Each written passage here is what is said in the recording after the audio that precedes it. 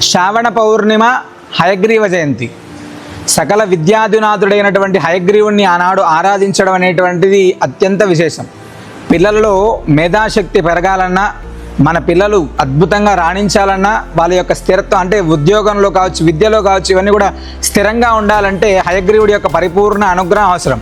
సాక్షాత్తు సరస్వతికి, మేధా దక్షిణామూర్తికి కూడా విద్యాధినాథులుగా ఉండమని అనుగ్రహించినటువంటి వాడు హయగ్రీవుడు.